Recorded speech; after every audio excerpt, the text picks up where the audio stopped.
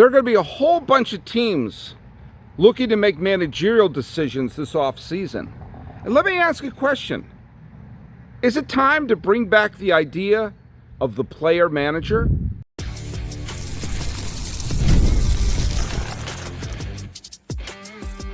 You are Locked On MLB, your daily MLB podcast. Part of the Locked On Podcast Network, your team every day. Hello, baseball fans. Welcome to Locked On MLB, part of the Locked On Podcast Network, where it's your team every day. This is the daily podcast. We talk about all of Major League Baseball. I'm your host, Paul Francis Sullivan. Please call me Sully. Follow us at Locked On MLB Pods on Twitter, whatever they're calling it these days, and on Instagram. I'm your pal Sully. I'm at Sully Baseball Podcast on Instagram. But the best way to get a hold of me is right here on the YouTube page. And if you're posting a comment on any of our social media sites, make sure to include that hashtag EverydaySully so I can find your responses and I can put them right here on the show. This episode is brought to you by 5 Hour Energy Transfusion. Go to 5hourenergy.com today and use my promo code LOCKEDONGOLF to receive 20% off your first order. Only valid through September 30th. Order transfusion-flavored 5-hour energy shots today. All right, before we go on to the show here, let's go over the trivia question, which was, what do World Series MVPs Jorge Soler, Steve Pearce, and Don Clendenin have in common?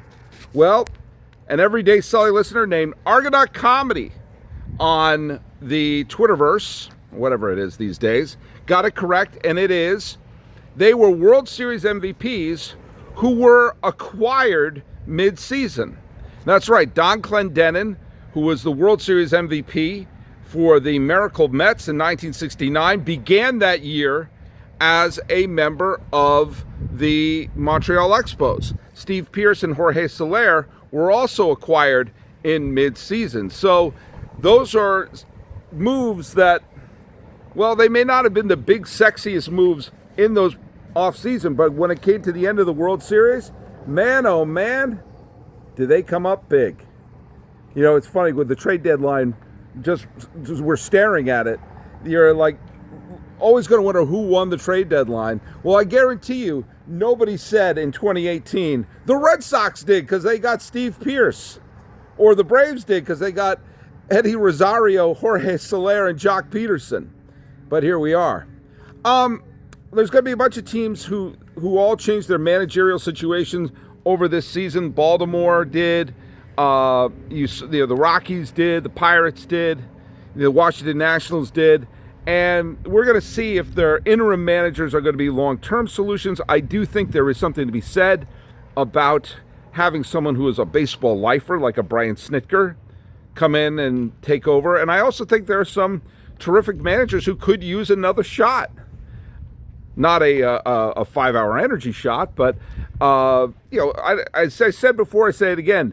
I don't understand how Joe Madden suddenly became dumb. You know, he was going to the Hall of Fame and suddenly no one will hire him. Or Skip Schumacher, who did a terrific job with the Marlins just a few years ago. Or Don Mattingly, who I was not the biggest fan of Don Mattingly when he was a manager of Los Angeles, but he did do a good job when he managed the Miami Marlins. You know, we will see. We will see. Sadly, one of the teams that had to make a managerial change was when Ron Washington left the Angels and was replaced by Ray Montgomery at the end of June. And the fact that, at least as of this recording, we haven't heard much about Ron Washington and his medical condition, that worries me, because, Ron Washington is someone who lived, breathed, and died baseball, and it doesn't strike me, I've never met the man, but doesn't strike me as someone who would take leaving the field lightly. And the fact that he had to leave when the team was actually playing well, and it was all kind of mysterious. I mean, well, let's all hope for the best, obviously. Baseball needs people like Ron Washington. But I'll give, at least, again, I'm recording this a day or so advance because of my schedule, but Ray Montgomery, as of this recording, has done a decent job as the manager of the Angels. But I brought up in the intro, The idea of a player manager used to be something prevalent. Bill Carrigan managed the Red Sox to a pair of World Series titles as their catcher and player manager. Lou Boudreau was the last manager to win a World Series title with the Cleveland, they were then the Indians, and he was a player manager on that team. There have been player managers in the past. The last, Joe Torre was briefly a player manager for the New York Mets before he became the full-time manager. And of course, famously, Pete Rose, at the end of his career, was a player and pinch hitter for and manager for the Reds until he retired as a player, and then he got in trouble. I'm going to tell you who I think should be considered a player manager. And I think it's a borderline no-brainer. Mike Trout. Mike Trout is the Angels. He's the greatest player in Angels history. He's their MVP. He's their star. He's the face of the franchise. And I think he wants to win with the Angels more than anything. I don't think he wants to jump ship and go to the Phillies or the Mets or the Yankees or the Cardinals or whoever. I think he wants to win his ring with the Angels. But we have to come up with a really, really tough bit of honesty about Mike Trout, and that is his prime is over. He could still be an effective player. He could still hit a big home run. He still has a baseball IQ off the charts. He still is a threat when he's in the batter's box, and you know that he's capable of popping one out. He's probably going to finish with 20 or maybe even 30 some odd home runs this year, even missing a tremendous amount of time due to injury. But those injuries are starting to pile up. And like another great center fielder who didn't win a World Series title, didn't even appear in a World Series, and that was Ken Griffey Jr., when those injuries start piling up and they're not on any Balco list or anything where they suddenly get healthy, the glory days of Mike Trout are over. And now he's the seasoned veteran and the person you want to build a young team around. Well, what if he is the person who is the skipper? If it's not Ron Washington, and no offense to Ray Montgomery, who I'm sure is a fine baseball guy, but if this is Mike Trout's team, let's have it be Mike Trout's team. And you know that Mike Trout will be there as a player as his contract goes on to the heat death of the universe.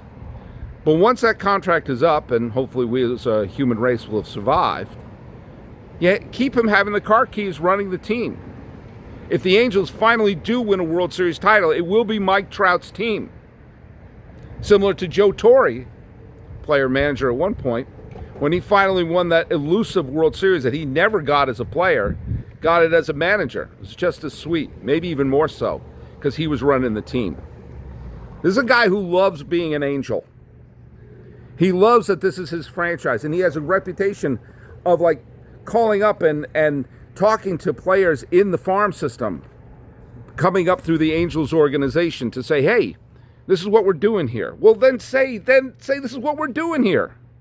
Mike, give him a lifetime contract as a player, and once he stops playing, he can continue managing. And if he doesn't want to manage anymore, then you give him the job of the vice president of Beans and Franks and Beans or whatever it is.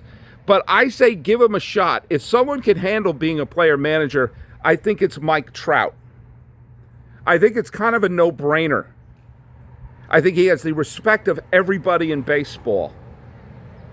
And I think he would do a hell of a good job. And eventually, if ownership changes or some wild bit of luck happens and the Angels have a great year and suddenly they win it all, it'll be Mike Trout holding up the championship. It'll be Trout's team, Trout's catch, if you will. Tell me why I'm wrong. I don't think I am. But there's another superstar, multiple MVP, etc., who did win a World Series title, who has since retired, who I think should also get a shot at being a manager. It's time to fuel up and turn it up with 5-Hour Energy Transfusion. It brings the bold grape, ginger, and lime flavor of your favorite golf drink, minus the alcohol, into a quick, energizing shot. Whether you're sinking birdies or just making memories with friends, that's a hole-in-one for your energy game. And let's be honest, some days on the course or off it, you just need an extra boost to stay sharp. and stay energized. Look, I remember when I was playing golf with my cousin Josh, and we go golfing just about every weekend. He made an unbelievable shot from the sand trap, and I was just trying to get around the trap, and boom, it bounced off the lip and onto the green. Now, it seemed like a great moment to, I don't know, boost my energy, because I needed it after that. Now, golf is all about good times with good people and good flavors, of course. The grape ginger lime flavor gives you the best parts of your clubhouse go-to without chasing down the beverage cart. If you could go 5hourenergy.com today, go there, and that's the number 5, energy.com. You could use my promo code, which is Locked On Golf. I'm not the host of Locked On Golf, but I may be with all the golfing I've been doing. This offer is only valid through September 30th, and one order cannot be used with the other promotions. This code is not good on subscription orders. Whether you're meeting with friends or my cousin Josh, or trying to turn 18 holes into 36, get the energizing boost you need to power through. Order transfusion-flavored 5-hour energy shots today. Here are things I'm 100% confident that we can always rely on. The sun will rise, the sun will set, and A-Rod will be a lightning rod. But I talked about A-Rod the other day in my Hall of Fame episode. I believe he belongs in the Hall of Fame. I honestly don't understand an argument against it. Seeing that we have PED users in the Hall of Fame, the whole PED situation is kind of a moot point. He's a Hall of Famer. Even if you don't want to rank him, even if his use of PEDs means you don't want to put him on the same level as Mays, as Aaron, as Clemente, as Frank Robinson, fine. Then he's at least a tier below that, which is put him in the Eddie Murray, Andre Dawson tier, which is still a Hall of Fame tier. He belongs in the Hall of Fame. He's the greatest third baseman in the history of the New York Yankees. And the Yankees miss the playoffs several years if they don't have him. They don't win a World Series in 2009 without him. He's the greatest third baseman in the history of the New York Yankees. He's one of the greatest shortstops of all time. He belongs in the Hall of Fame. There is no valid argument. I'm sorry. And the only thing that I think people have against A-Rod is the fact that they don't like him. And I'm going to get a little bit later in the third part of this episode really questioning why he's such a villain. But I'll tell you one thing that even his detractors cannot deny. His baseball IQ is off the charts. I don't know if he's a smart dude or not, if we're going to talk about Flaubert, or if we're going to talk about chemistry, or if we're going to talk about trying to solve the situation in Gaza. But in terms of baseball, this guy's intelligence is sky high. And he clearly still knows and follows the game. I don't think he's a great play-by-play guy or color commentator in the booth, but as an analyst in the studio, I think he was fantastic. He has great knowledge of the game, great instincts of the game, and great intelligence of the game. It's not just instincts, he has great intelligence of the game. And is able to make great observations of what players need to do and adjustments and everything. Why not have Alex Rodriguez be a manager? We have had instances where Hall of Famers have been managers before with varying bits of success. You know, Frank Robinson and Ted Williams and Paul Molitor all won Manager of the Year at one point or another.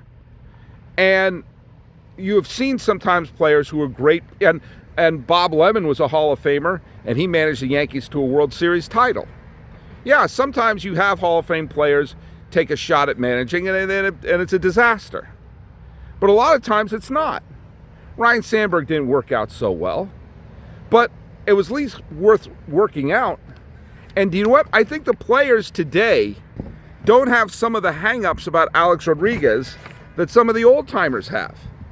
For the players today, A-Rod was someone they grew up watching and idolizing. And the fact of the matter is, he's a smart baseball guy. And if you give him a team with young players, with a lot of potential, then you say, hey, A-Rod's in charge now. And let's see what he can do. Let's see what he can prove. He has nothing left to prove on the field.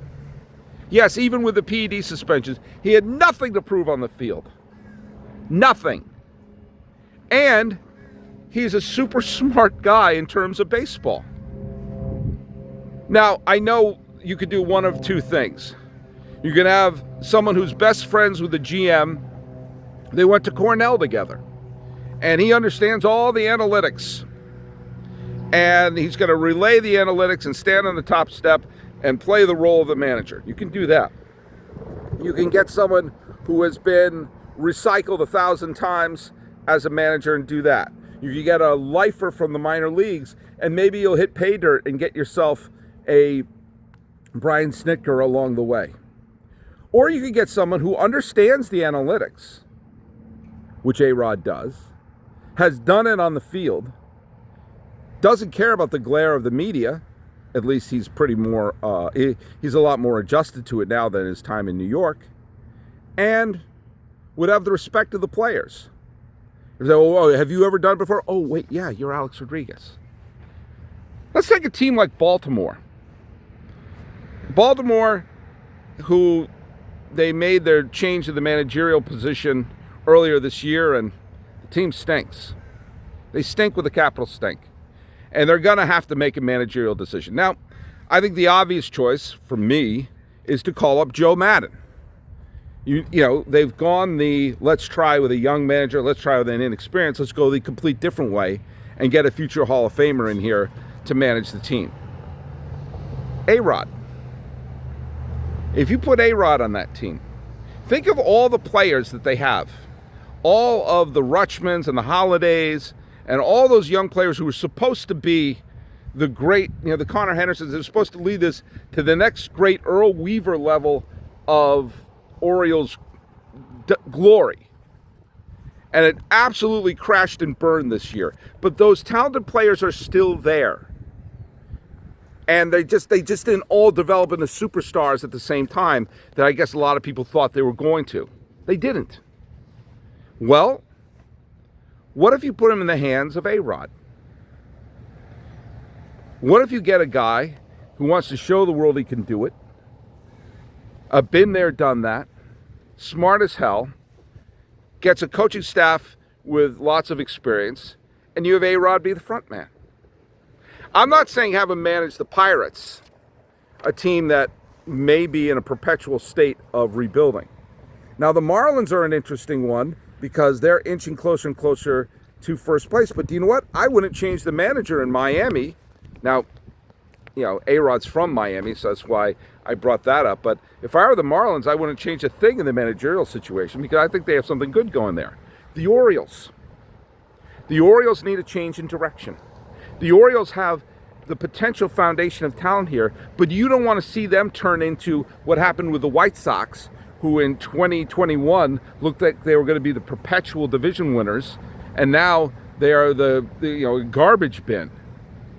You want to see this team turn. You can't deny A-Rod's intelligence in terms of baseball. You can't deny A-Rod's acumen. You cannot deny the fact that A-Rod has been there and done that, and it's not all PEDs. Why not? Is it because if any of you who think I'm crazy, or any of you think that I am, out of line for praising A-Rod this way or want to give him the car keys, ask yourself, are you saying that because you personally don't like Alex Rodriguez? And if that's the case, then let's try to figure out what everyone's problem is.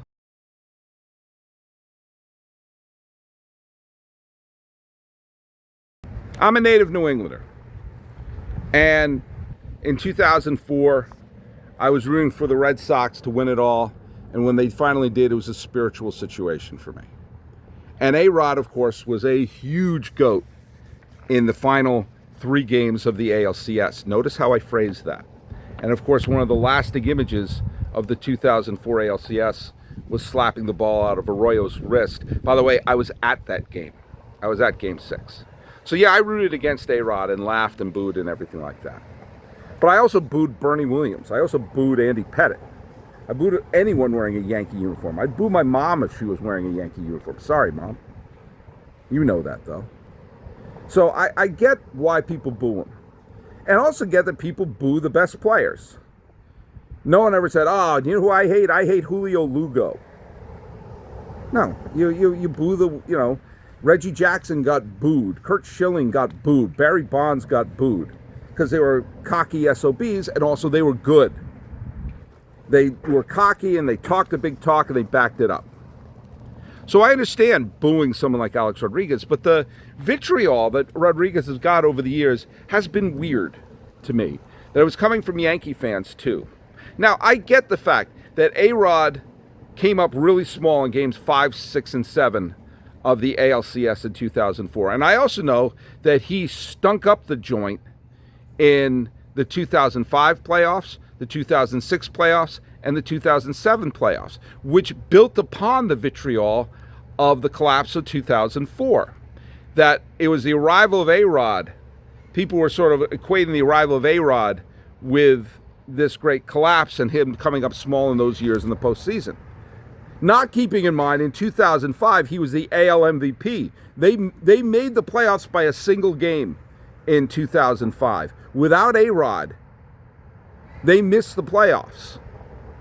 And they were a wild card team in 2007 and barely made it in there. They missed the playoffs without A-Rod in 2007. Yeah, he wet the bed in the postseason in those years and in 06, but they don't go to the postseason in those years.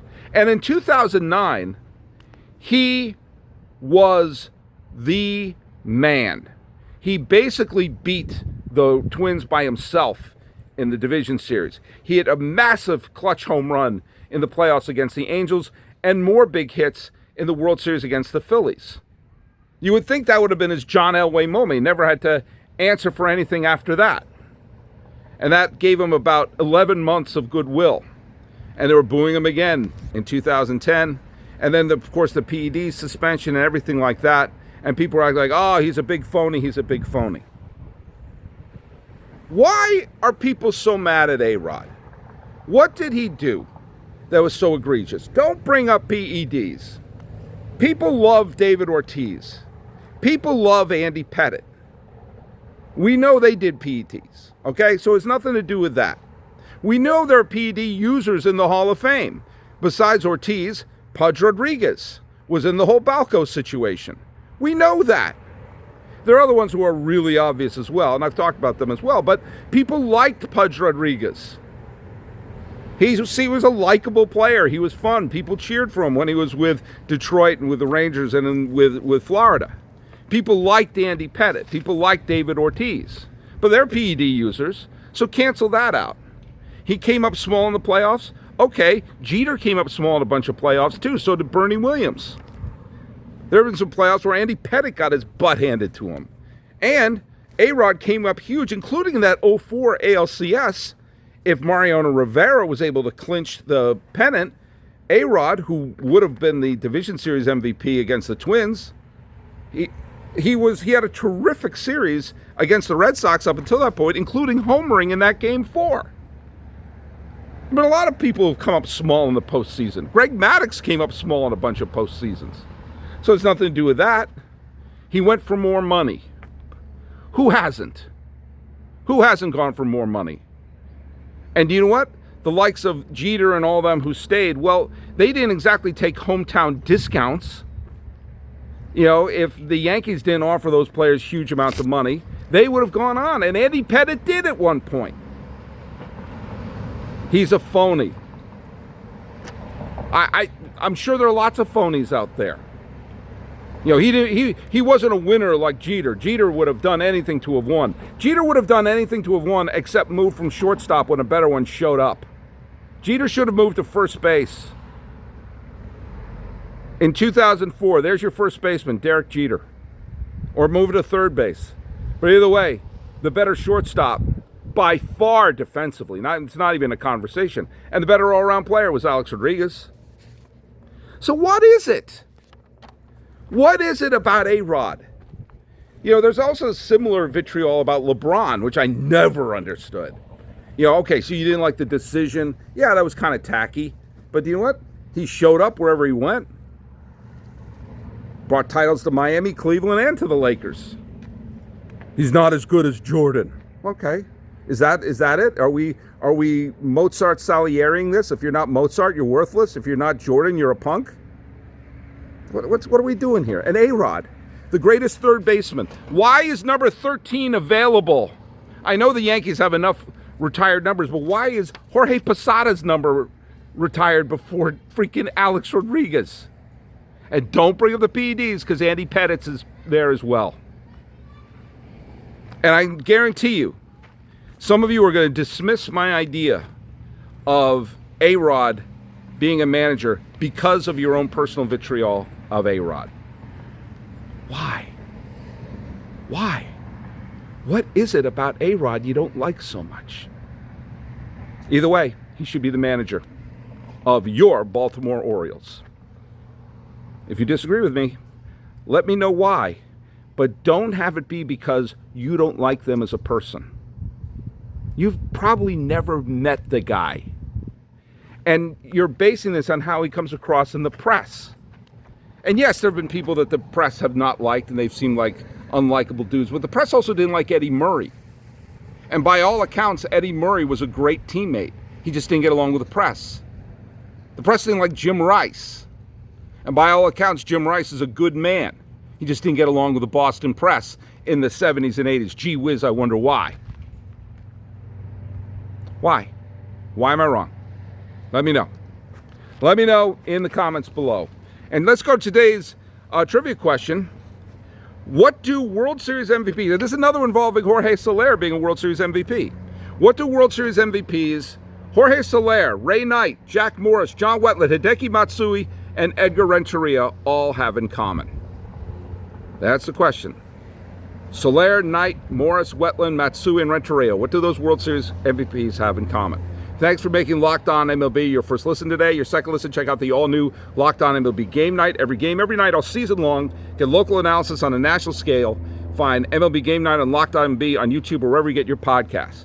Talking about the idea of a player manager and why Mike Trout should get that gig and why Alex Rodriguez is an obvious candidate for not just the Hall of Fame, but a managerial position. Tell me why I'm wrong. This has been Locked On MLB. I'm your host, Paul Francis Sullivan. Please call me Sully.